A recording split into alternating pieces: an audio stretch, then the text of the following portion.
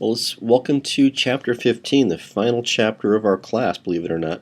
I'm sure you're thinking it probably went really fast. So let's talk about the learning goals from this chapter.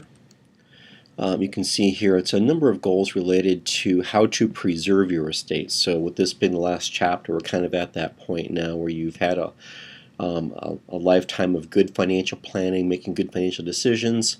You've built up that nest egg, and now we're going to figure out how do you preserve that for as long as you can to help you out in retirement or to meet whatever your goals are later in life. And so it says here that why this is important. A good estate plan will allow your loved ones and your family to keep much of your wealth as possible. Let you guys look at these on your own. So the point of estate planning is developing a plan to administer and distribute your assets according to your wishes and also meeting the needs of your survivors while at the same time doing the best you can within tax law to minimize the tax burden of your estate. So when you die, you basically have an estate, and then according to your will, and number one, everybody should have a will. Number one, definitely have a will. And then according to your will, how will your property be distributed to your heirs? Okay, so without planning and without a will, the people that you want to get your estate may not get it. They may only get a portion of it because you didn't have planning, and you have to sell assets off at not the best price potentially because you've got taxes and administrative costs you have to take care of. And so it just means without a plan, the people that you want to get your assets may not get them or may not get all of them. Two parts to estate planning, people and asset planning. The people planning is the psychological and financial needs of those that you love and provide income to them. So just be thinking about that. I know the hard part about this topic is it's a little bit morbid. There's morbidity to this. So a lot of people do not want to discuss this. I will just tell you, though, that within my family, unfortunately, there have been a number of aunts and uncles and even cousins who have died because of cancer or heart ailments. People in their 30s and 40s and 50s who still had dependent children or near dependent children, and some did have estate plans and had it all taken care of, some did not. And those who did not, the surviving family had a harder time because they didn't have very much life insurance. They just never wanted to address the fact that there's an end date to all of us. So you have to kind of overcome that mental barrier. If for some people it's not a big deal, it's nothing. Others are like, I don't think I want to deal with that. But just know that when you're on your own, you're doing okay with these. You don't have dependents, but once you have dependents, if you're married, if you have children, then I want you to be thinking you need to have a plan. You just have to be thinking about the worst case scenario, and just know that truly loving your family is that if something happens to you, that you will have a plan in place that will provide for them once you're gone. I mean, that really is the way it should be. So just with that in mind, think of it from that perspective, and I think you'll be okay. But it is a tough topic. I do know some folks who can help out with estate plans.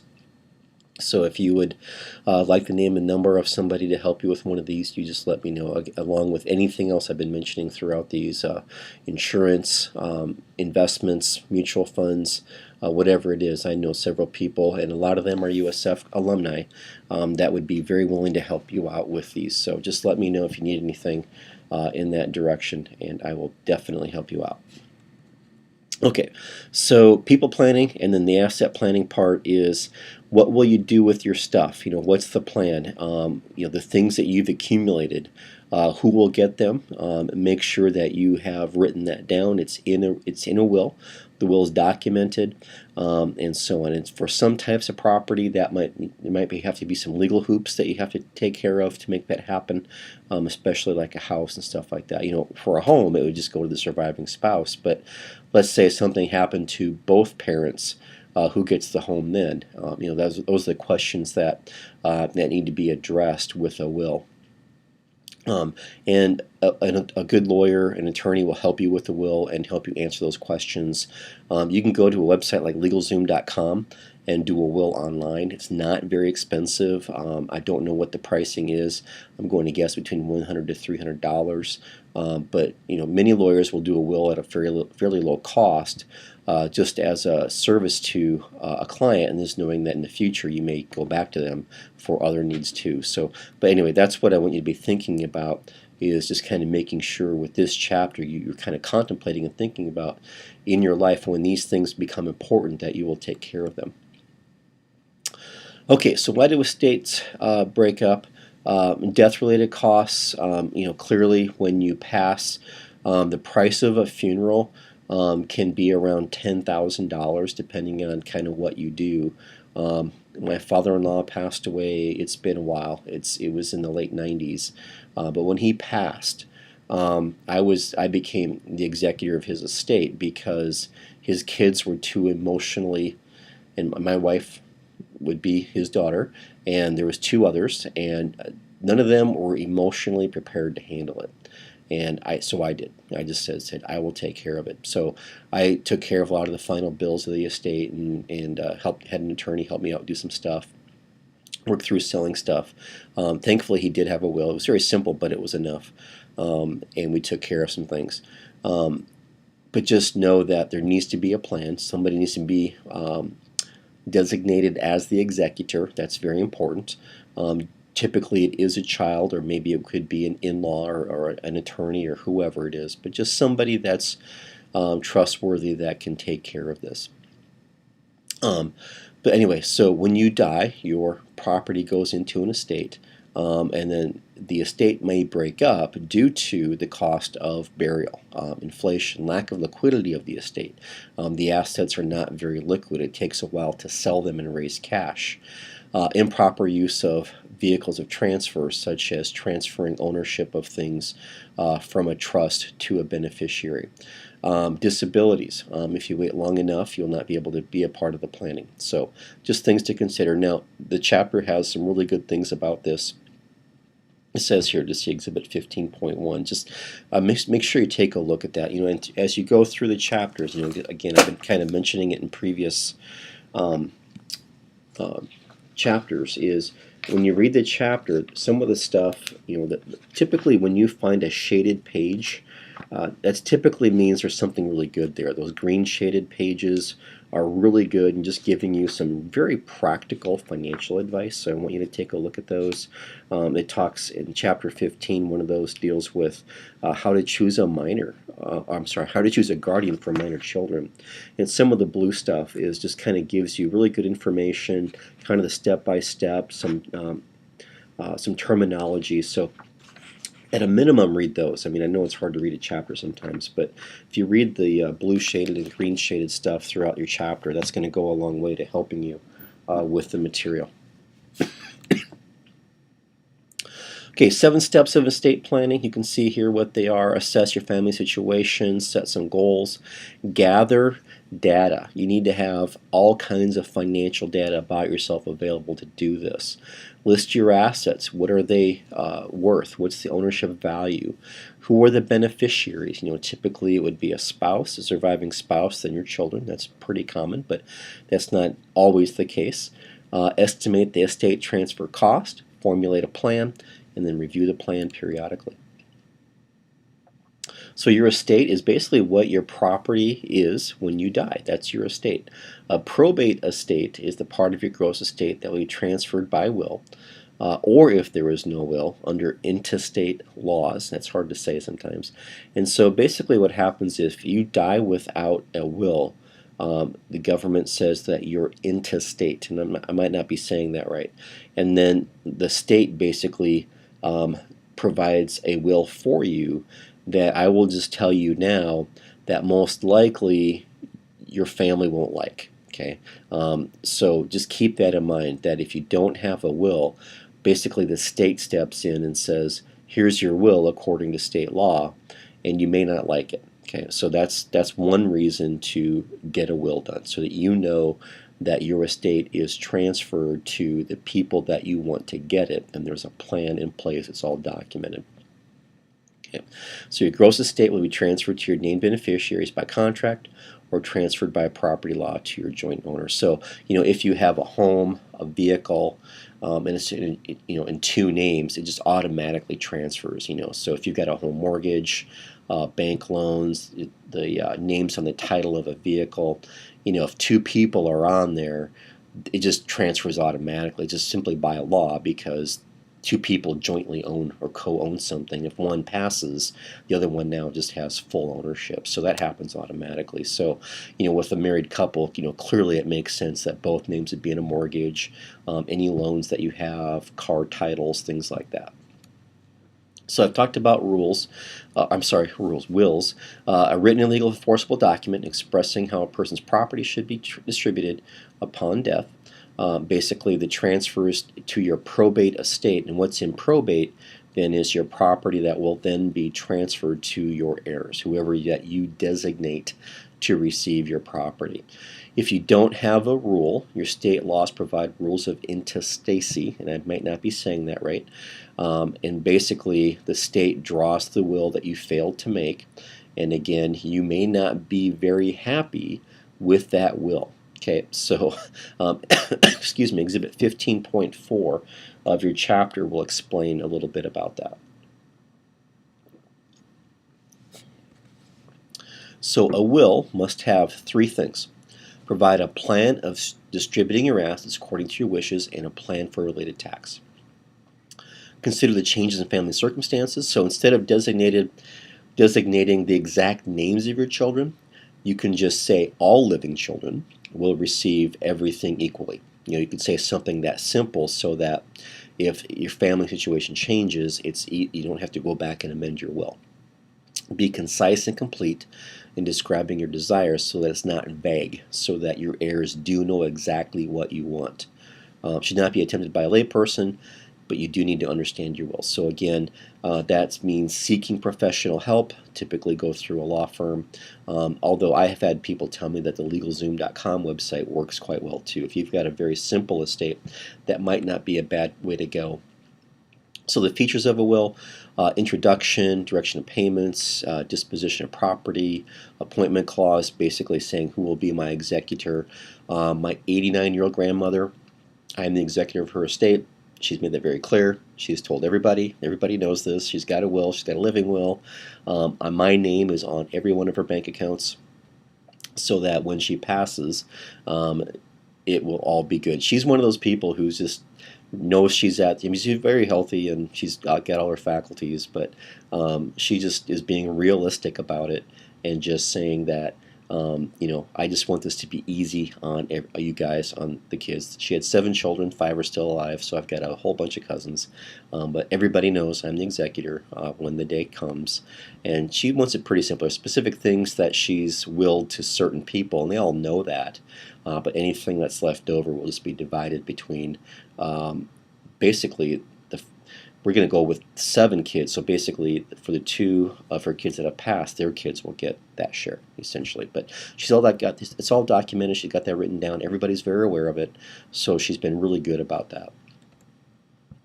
Mental capacity: the person must be of sound mind, they have the freedom of choice to make the will, nobody's forcing them to do it, and so on. So again, just some legal stuff. Codicils of wills, basically going back and making a minor change in a will afterwards. To revoke the will would require a complete rewriting of the will, but a codicil is just making a minor change for some reason. So a checklist for executors, worksheet 15.1, kind of here's all the documents that may be needed then to settle the affairs of an estate. If it's a married couple, marriage certificates are important. My grandfather passed about 10 years ago, so it's just been her for a while now. Life insurance policy, social security number, military discharge papers. You can see all kinds of legal type documents that should be kept somewhere very safe. You should know where they're at, things like that. Also a letter of last instructions, informal, typically not legally enforceable. It basically says, here's what I want. Grandma's been very specific. about what she wants her funeral to look like, and so she's written that out. It's not a legal document by any means, but she has, of the five, she had four girls, three boys. Three of the girls are still alive. They all have a copy of this. So, because I told them, my mother and two of her sisters, you guys are the ones in charge of the funeral. So you guys make all those decisions, and so they've got exactly what Grandma's wishes are. They know.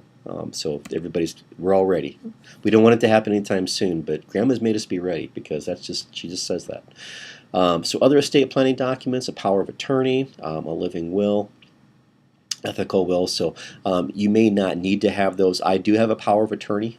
She gave that to me so that when she does pass, then it's very easy for me to take care of those final affairs and settle her accounts and distribute cash to her kids.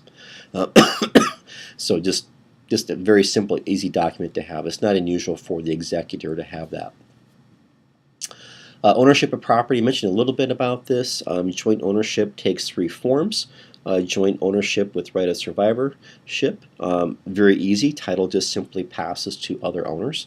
Very, very easy. So, again, a home, a car, those would be really good things that if a married couple, both names are on that property, then that works out really easily. Tenants by entirety, ownership between husband and wife. At death of one, title passes to the other. And tenants in common, joint owners who have no right of survivorship, and then share ownership just simply is subject to the will and the probate of the will. Community property, marital property is co-owned equally by both spouses while living in a community property estate. Community property estates are found in the southwestern part of the country that had a Spanish or French influence. A couple may designate some property as separate property. So just know that in some states, any property is considered to be equally owned by both people, even if one person was the majority wage earner. It's very possible that the other person, and things purchased were from that wage earner's money. Both people co-own it. That's in those states. That's how that would work out. Okay, so a trust then is a legal relationship created when one party transfers property to a second party for the benefit of third parties. All parties may be the same person. A trust is a separate legal entity, and a trust is subject to tax. And so the grantor is a person who creates a trust. The trustee is the person who administers the trust, and the beneficiary is the person who receives the income or property from the trust. And again, that could all be, the trustee and the beneficiary could be the same person, but it's a tax vehicle is the reason that these exist. Typically for higher wealth individuals, although not necessarily. So trusts are used to manage and conserve property for the benefit of a named beneficiary. Okay, so possibly a will has been set up, or somebody has put money aside for a minor, and and the trust can be, it doesn't have to be involving death. Somebody can put money aside for a minor and say that when they reach a certain age, or something happens, they are allowed to withdraw from that trust, or that trust will now give them benefits. So if it's earning a college degree, or graduating high school, or reaching a certain age, it's really up to the grantor, the person who set up the trust, what they want that to look like. It's helpful when a beneficiary is disabled, not responsible in view of the grantor, or there's a need for privacy. Trust agreements are never public records, so they would never hit the public. It's a court document, but it would never go through the public. The person who is selected as trustee is important. The person may be a corporation like a bank, must possess sound business investment knowledge and judgment, know the grantor, be a good manager, and be available to beneficiaries. So it's not unusual for banks to be trusts and have a trust department. It's actually very common. In South Dakota, has extremely favorable trust laws. In fact, probably the most money set aside in trusts is through South Dakota trust companies, because our trust laws are so favorable. You can do a trust in perpetuity in South Dakota, which many states that is not possible. But what's nice is that allows for it helps our economy, but it also is providing a service to people who need certain types of trusts. Some terms and special uses of trust: it can be revocable or irrevocable. The grantor can change their mind and take the property back. Sometimes, though, it's set up as irrevocable, where the grantor cannot change their mind. A living trust typically is revocable. The grantor transfers all property to the trust. The grantor is also the beneficiary and may be the trustee. For income tax, the trust is ignored and all income of trust is taxed by the grantor. So, when you're alive, it doesn't really get you a benefit. But when you die, which is kind of the second part of this paragraph, at death, the grantor does not own the property in the trust now owns it. So none of the property is included in probate estate. Okay, and then typically such property will still be a part of your gross estate. So there's some tax reasons why you do that. We'll get into that here in a few moments. So a testamentary trust set up at the grantor's death, as provided by the grantor's will.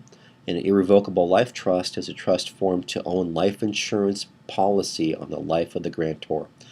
At death, the proceeds of life insurance come to the trust, and the trust is the owner of the life insurance policy, and the policy and its benefits are not part of the gross estate. So sometimes what happens, is that's just, remember that life insurance proceeds are never taxed. So that's one advantage of buying life insurance, and one reason why some people buy life insurance, besides the reasons that make sense to provide a benefit for somebody's dependents who needs that money to keep going,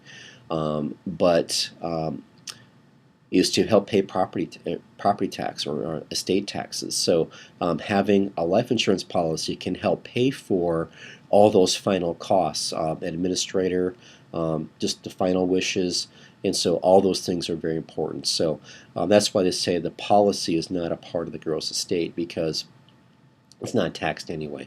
So at death, the proceeds come to the trust, and the trust is owner of the life insurance policy. Okay, so just a little bit different, unique features about life insurance. So the Federal Unified Transfer Tax is a tax on the value of property transferred to another. Applies to two types of transfers. A transfer by gift is the gift tax. During the donor's life, the amount of gift is value of property less any consideration given.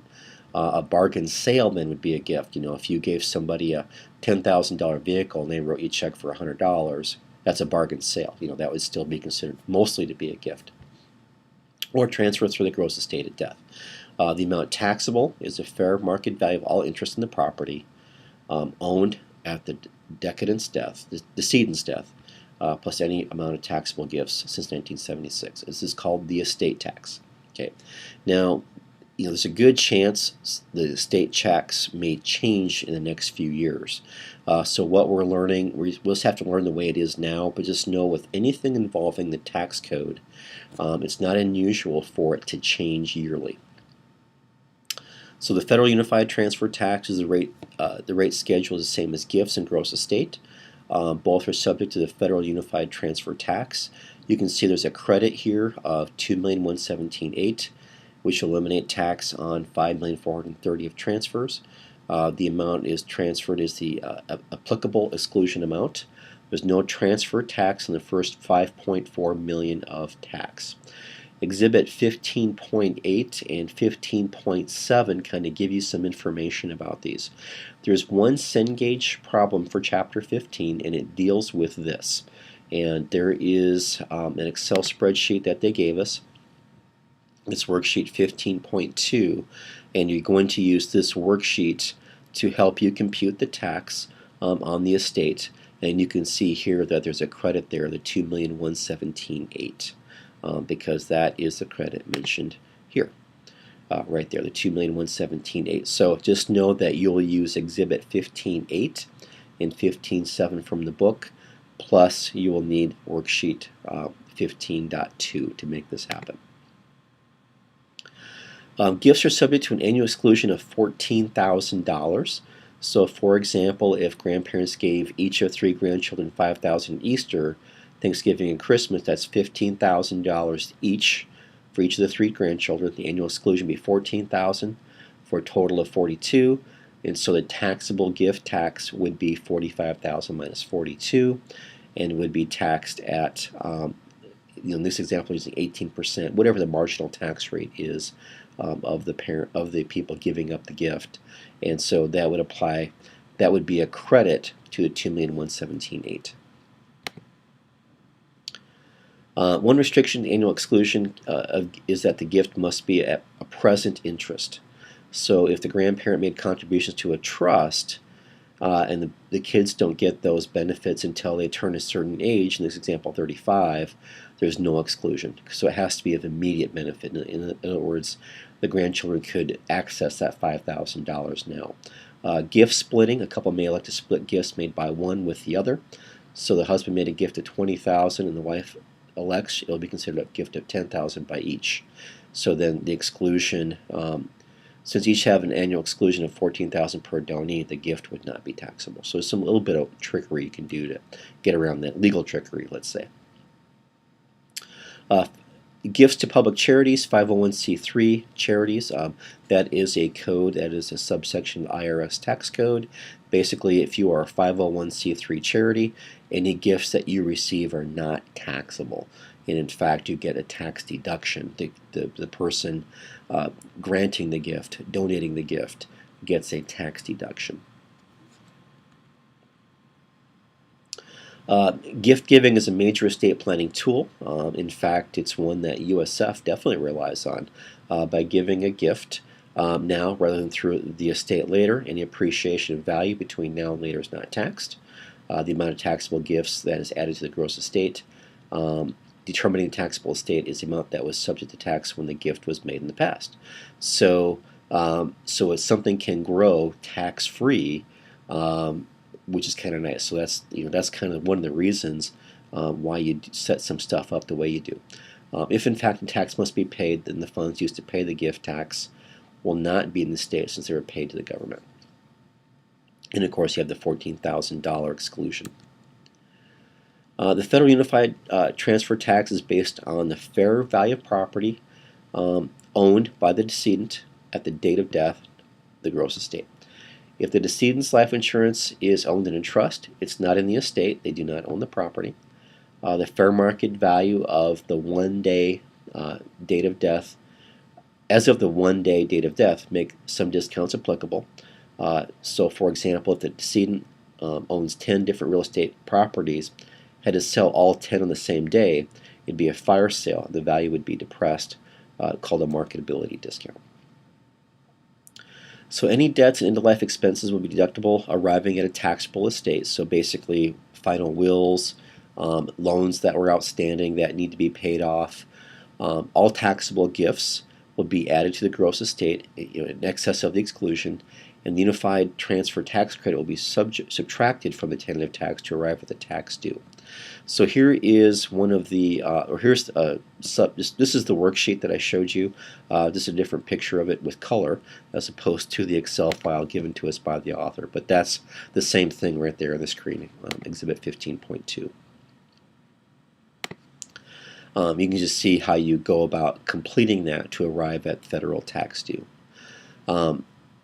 So clearly, that federal tax on estates can be quite large. You can see here $809,000 based on a gross estate of $7.8 million. So there's that estate tax is pretty high right now. Again, we'll have to see how the government changes that over the next few years.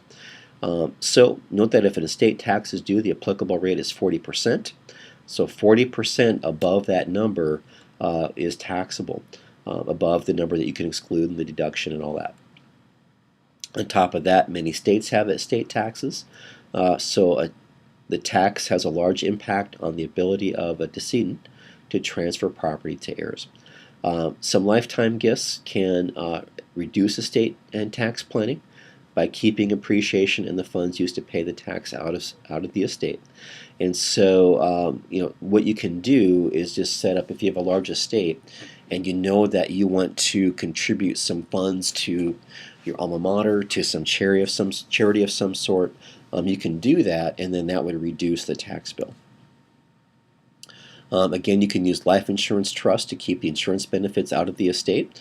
We talk about the 3-year rule, though, that adds the life insurance benefit to the taxable estate if the trust is established within 3 years of death. So it just has to be, once you establish a trust, you have to die 3 years later for that to kick in. You can also elect a portability election on the return of the first spouse to die. So the second to die will be able to use any transfer tax credit not used by the first. That would help your exclusion to go up quite a bit. That'd double your exclusion to $10.8 million on a combined estate. So that would help also. And then charitable contributions made during life will reduce both income tax and future estate tax, since the property will not be in the estate. So better to give now than later. And then property transferred to irrevocable trust where the grantor is not one of the beneficiaries will not be included in the gross estate. So once you put money into a trust and it's irrevocable, if that's a gift, the transfer of the property is a taxable gift, but the property isn't in the hands of the donee who may not be able to manage the property. So it's one way to avoid estate tax at least. You still might pay gift tax, but that would be at a lower rate than estate tax.